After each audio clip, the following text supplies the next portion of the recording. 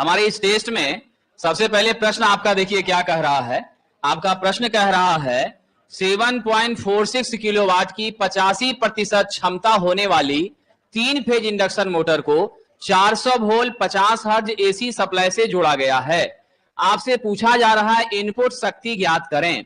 तो हम लोगों के लिए जो दिया गया है यहां पर पी आउटपुट का मान कितना दिया है, 7.46 किलो वाट दिया गया है। ठीक है, उसके बाद साथियों आपकी दक्षता का मान कितना दिया है, 85%। आप सब एक छोटा सा रिलेशन जानते हैं कि हमारी दक्षता बराबर क्या होती है, आउटपुट पावर बटा आपकी क्या हो जाती है, इनपुट पावर हो जाती है। बस आप इसी रिलेशन का यूज करिए, अब क्वेश्चन सॉल्व हो जाएगा। अब इनपुट पावर का मान यहां से क्या लिखिएगा, आउटपुट पावर बटा आपकी क्या हो जाएगी, इफिशियंसी। तो आउटपुट पावर देखिए तो हमारा क्या दिया हुआ है, आउटपुट पावर आपका 7.46 दिया हुआ है किलोवाट में, और नीचे आपका क्या है 85%। तो आप 85 बटा 100 कर दीजिए, क्या होगा 7.46 गुना 100 बटा यहाँ 85। सॉल्व करिए, जब हमने किलोवाट को बदला नहीं है तो वैल्यू भी किलोवाटे में होगा। तो अब कितना आ जाता है, ये 8.7 कुछ आता है, 7 समथिंग आता है। तो हम लोग क्या ले लेते हैं, 8.78 किलो वाट। यही आपका क्या हो गया साथियों, इनपुट हो गया। यानी आंसर आपका है ऑप्शन नंबर सी। कितने स्टूडेंट क्वेश्चन बनाते भी हैं और कितने स्टूडेंट सिर्फ क्वेश्चन रखते हैं? बनाने वालों की संख्या बहुत कम है, रखने वाले ज्यादा हैं। तो क्वेश्चन रखने से सफलता नहीं मिल पाएगी, बनाने से सफलता मिलेगी। ये ध्यान रखिएगा सभी लोग, समझे कि नहीं? क्योंकि बहुत सारे बच्चे क्वेश्चन रख लेते हैं, उसके बाद फिर आनंद लेने चले जाते हैं और उसके बाद फिर वापस लौट कर आते हैं। तो सफलता मिलेगी जब आप वापस लौट कर आइएगा, अच्छी बात है, लेकिन आप बनाइएगा तो सफलता मिलेगी। आइए साहब जी, अगला प्रश्न है।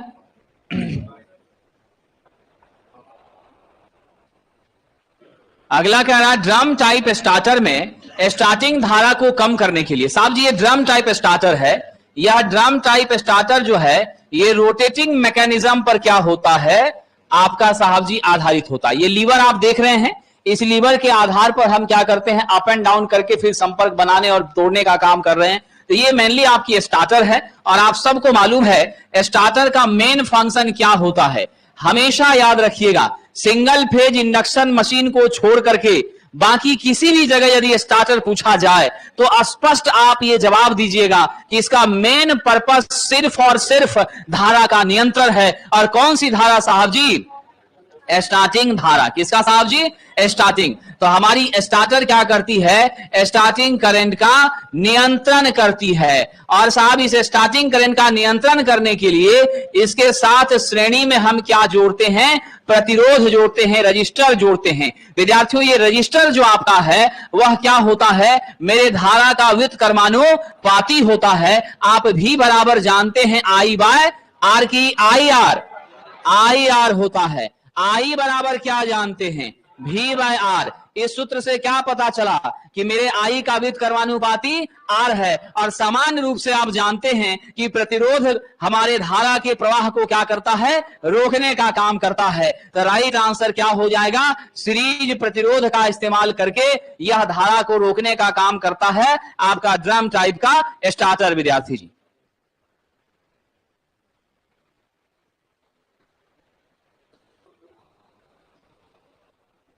चलिए आगे बढ़ें।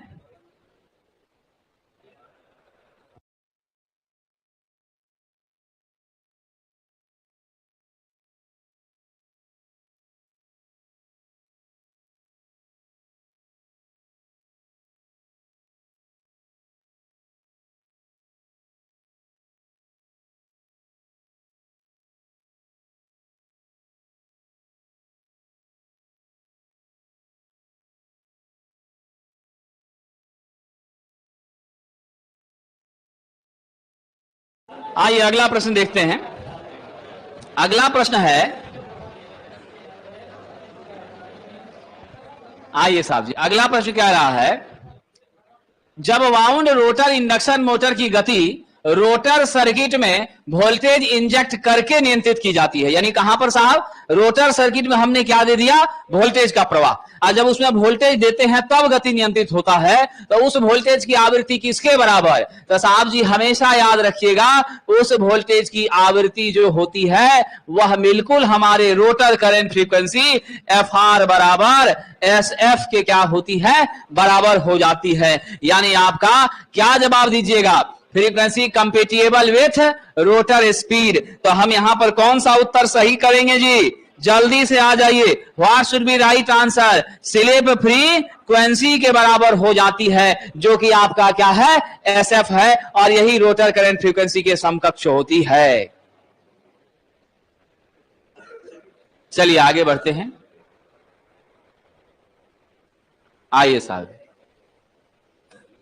एक बार क्वाड्रेंट ऑपरेशन के लिए किस प्रकार के दो फुल कन्वर्टर की, तो यहां बार नहीं है, यहां है चार, क्या है साहब, चार, तो एक चार क्वाड्रेंट ऑपरेशन के लिए, ठीक है, चार क्वाड्रेंट ऑपरेशन के लिए, क्योंकि अंग्रेजी में आप देख लीजिए फोर है ना, तो चार क्वाड्रेंट ऑपरेशन के लिए दो फुल कन्वर्टर को कैसे कनेक्ट किया जाता है, बैक टू बैक कनेक्ट किया जाता है। और आप जानते हैं मेरा कन्वर्टर एसी को डीसी में भी बदलता है और डीसी को एसी में भी बदलता है, और चार क्वाड्रेंट ऑपरेशन के लिए हमें बैक टू बैक जोड़ना पड़ता है। आंसर क्या हो जाएगा, ए नंबर। चार फेज वाली परिवर्तनीय प्रतिष्ठा प्रकार की स्टेटर मोटर में स्टेटर पोल एनएस का मान कितना है, 8 है, रोटर में साहब एनआर का मान कितना है, 6 है। आपसे पूछ रहा है हमारी साहब जी आपका एंगल, स्टेप एंगल अल्फा बराबर क्या होता है, NS minus NR by NS गुना एनआर इंटू 300, साहब जी क्या होगा, 8 माइनस 6 बाय 8 गुना 6 गुना 360। सरकार बताइए, ऊपर में 2/8 सके 48 गुना 360, सिंप्लीफाई कीजिए, कितना आ रहा है नबीवक, वैल्यू आ रहा है आपका 15 डिग्री, कितना आ रहा है, 15 डिग्री। उत्तर क्या दीजिएगा, सी नंबर।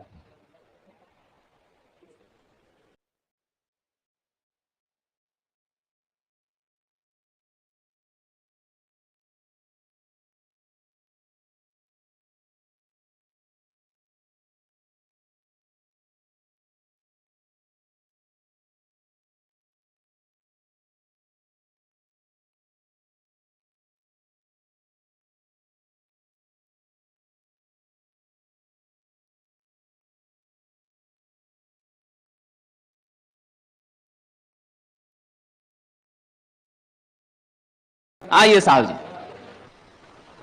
मोटर की गति शून्य लोड पर 1100 आरपीएम में रेटेड लोड पर 1050 घट के हो जा रही है, स्लिप बताइए साहब जी। आपका कह रहा है जीरो लोड पर कितना है, 1100 है, तो सरकार हम क्या मान लें, एनएस 1100 मान लेते हैं, मेरा एनआर कितना हो गया, 1050 हो गया। अब जरा सा एक छोटी सी बात जान लीजिए, ठीक है,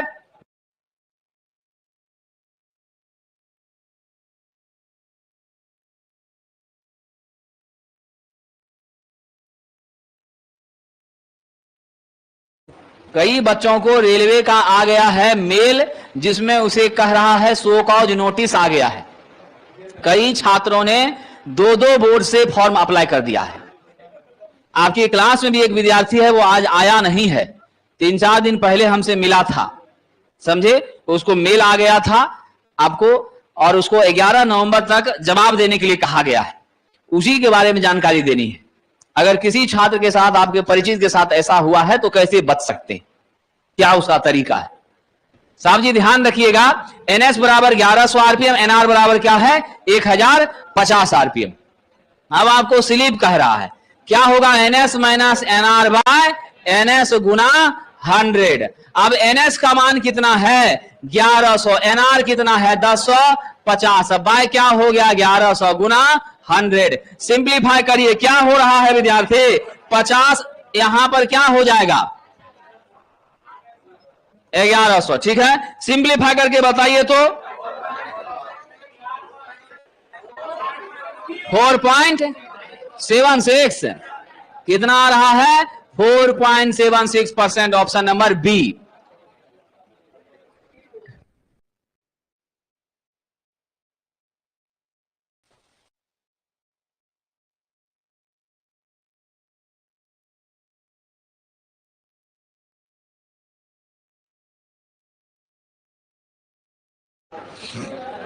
आइए साहब जी आगे बढ़ते हैं। 1100 एमएससीपी दिया गया है। क्या दिया है साहब जी? एमएससीपी आपका कितना है? इंटेंसिटी है आपका 1000 एमएससीपी। मेरा साहब जी पावर कितना दिया है? 500 वाट दिया है। उसके बाद साहब जी आपसे क्या कह रहा है? मेरा हाइट कितना है? 2.7 मीटर है।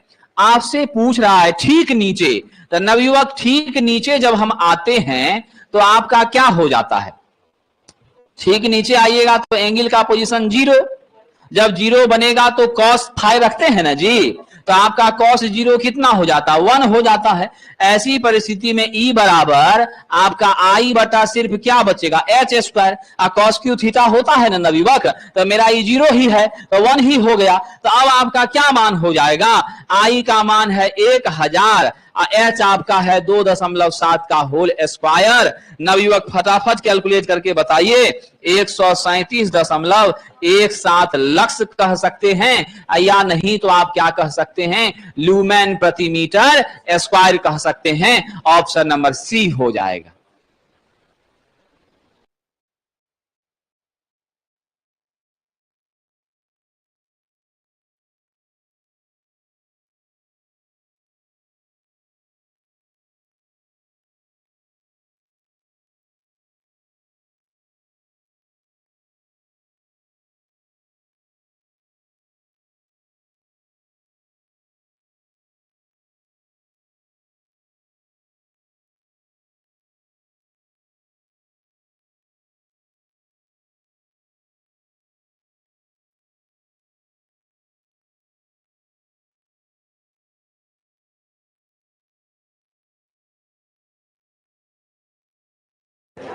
आइए साहब, इसीलिए डबल डिग्री वालों अलर्ट रहिएगा एकदम। कैपेसिटर स्टार्ट मोटर में कैपेसिटर निम्नलिखित के साथ सीरीज में लगा होता है। तो साहब जी कैपेसिटर स्टार्ट मोटर में, सरकार ध्यान दीजिएगा, कैपेसिटर स्टार्ट मोटर में कैपेसिटर किसके साथ लगा होता है? यहां सेंट्रीफ्यूगल स्विच है, सीएफएस है। ये आपकी क्या है? ध्यान दीजिएगा, ये आपका अरेंजमेंट इस हिसाब से होता है। यहां सीएफएस है और यहां आपका, और ये रहा मेन वाइंडिंग, यहां आपका रोटर। तो ये आपका क्या है साहब? Starting winding. क्या है आपका? स्टार्टिंग वाइंडिंग के साथ। तो जवाब क्या दीजिएगा? ए नंबर। चलिए आगे बढ़ें।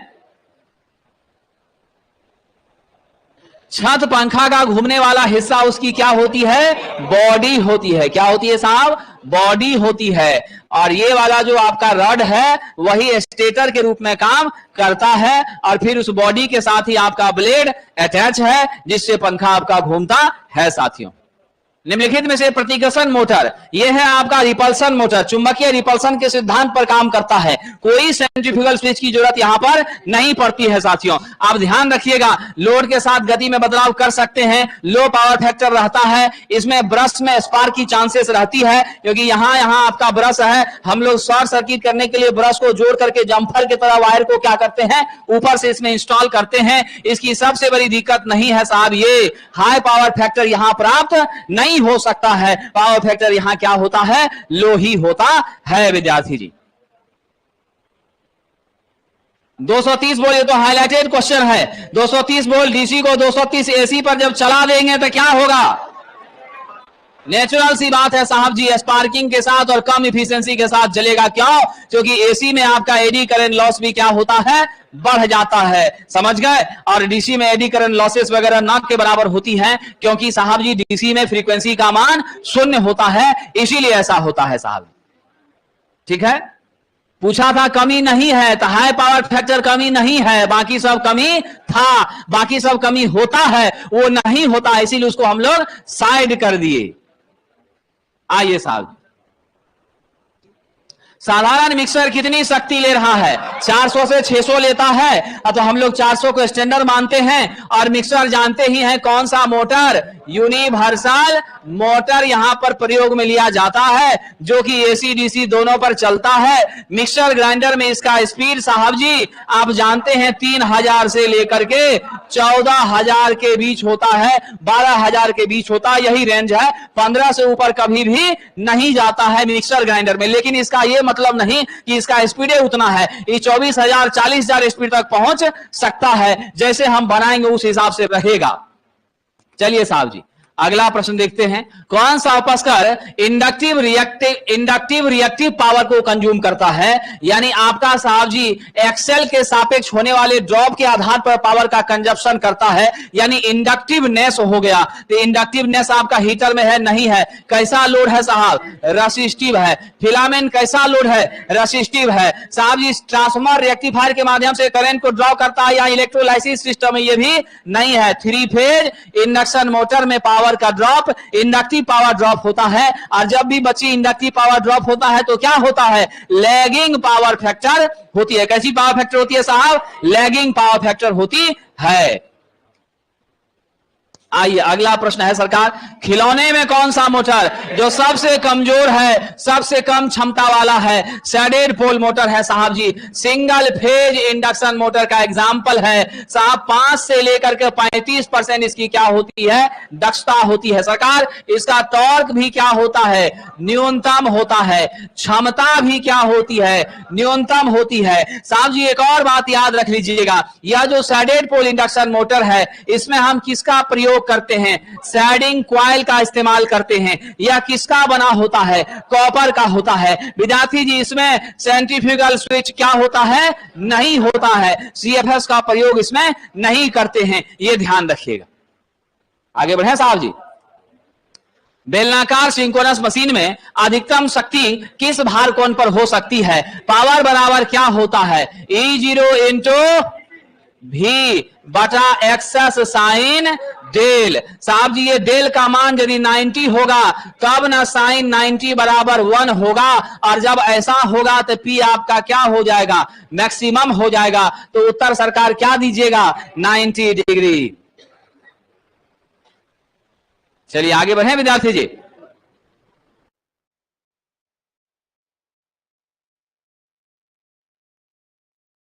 अगला प्रश्न, अल्टरनेटर 1500 से 3000 आरपीएम की गति के लिए डिजाइन किया जा रहा है। तो 1500 आरपीएम पर है तो 2 पोल होगा, और 3000 पर है, 1500 पर है तो 4 पोल होगा। 1500 पर कितना पोल होगा? 4 पोल। और 3000 पर कितना होगा? 2 पोल। तो पोल की संख्या कम है। पोल क्या है आपका? कम। पोल कम है और गति आपका क्या है? उच्च है। अब पोल जब कम है तो मेरा रोटर की गोलाई यानी व्यास भी क्या होगा? नेचुरली कम हो जाएगा, स्वाभाविक सी बात है। और इसका एक्सियल लेंथ क्या हो जाएगा? नेचुरल सी बात है, यह अधिक हो जाएगी। ऐसा कौन सा रोटर है जिसका एक्सियल लेंथ ज्यादा और गोलाई कम होती है? नेचुरल सी बात है साहब जी, आपका सिलिंड्रिकल है। क्या है साहब? सिलिंड्रिकल टाइप का रोटर है। साइलेंट नहीं, नॉन साइलेंट है। क्या है साहब? Non silent. Non silent rotor को उच्च स्पीड पर चलाने के लिए किसका प्रयोग करेंगे? स्टीम टरबाइन का प्रयोग करेंगे। थर्मल प्लांट में यूज किया जाएगा। आइए विद्यार्थी जी, आइए साहब। 1000 प्राइमरी टर्न वाले और ट्रांसफार्मर को 250 वोल्ट एसी से, यानी आपका V1 हो गया 250 वोल्ट, N1 हो गया 1000, ठीक है, और वोल्टेज V2 दे दिया है 400। अब आपसे कह रहा है N2 बराबर व्हाट? नवयुवक जल्दी से बताइए। N2 बाय N1 बराबर V2 बाय V1 होता है। N2 बराबर क्या निकाल लीजिएगा? V2 इंटू N1 बटा V1। सरकार V2 का मान बताइए। 400 है। N1 कितना है? 1000 है। अब नीचे V1 250 काट दीजिए, 4 बार में कट गया, कितना हो गया सरकार? 1600 हो गया। किसके साथ जाइएगा? B number. आइए साहब जी, आगे बढ़ते हैं।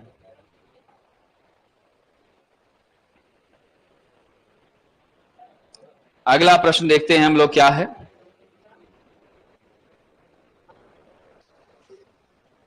हो गया। क्या होता है जब अल्टरनेटर को ओवर एक्साइटेड किया जाता है? तो अल्टरनेटर जब ओवर एक्साइटेड होता है तो लैगिंग पावर फैक्टर देता है। अल्टरनेटर जब अंडर एक्साइटेड होता है तब आपका क्या देता है? लीडिंग। किसके लिए? अल्टरनेटर के लिए। लेकिन साहब जी यही बात अगर सिंक्रोनस मोटर के बारे में करें तब क्या हो जाएगा? सिंक्रोनस मोटर अंडर एक्साइटेशन पर लैगिंग देगा, ओवर एक्साइटेशन पर लीडिंग देगा। जस्ट क्या होता है? उल्टा चलता है साहब। तो उत्तर सी नंबर हो गया।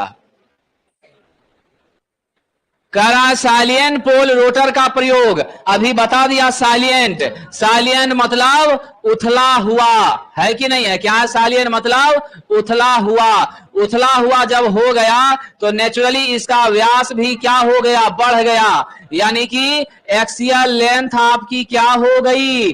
कम। व्यास क्या हो गया? अधिक। शोर भी क्या हो गया? अधिक। करते हैं विद्यार्थी जी। चलिए आगे बढ़ें। थिम्बल का प्रयोग साहब हम हमेशा कहां करते हैं? हाई वोल्टेज पर करते हैं। कहां करते हैं साहब? हाई वोल्टेज पर करते हैं। जब हमारा कंडक्टर जो है स्ट्रेंडेड रहता है और उसके सभी पार्ट्स इधर उधर बिखरे रहते हैं तो सबको एक गुच्छे में ला करके टाइट करके तब कनेक्शन को प्रॉपर बनाने के लिए हम इसका प्रयोग करते हैं। समझ गए? एक्स्ट्रा हाई में भी करते हैं, ऐसा नहीं है, लेकिन काम शुरू करना हाई से चालू कर देते हैं। जब कम पर हमको करना शुरू हो गया तो हम बड़ा का इंतजार क्यों करें साहब? नेचुरल सी बात है। इसीलिए इसका सही उत्तर है हाई। समझ गए? ये कंडक्टर के मुहाने को बांधने का काम करता है और इसके माध्यम से फिर हम कनेक्शन बनाने में उपयोग करते हैं। ये ध्यान रखिएगा। कंप्यूटर का टेस्ट होगा। बहुत बहुत धन्यवाद।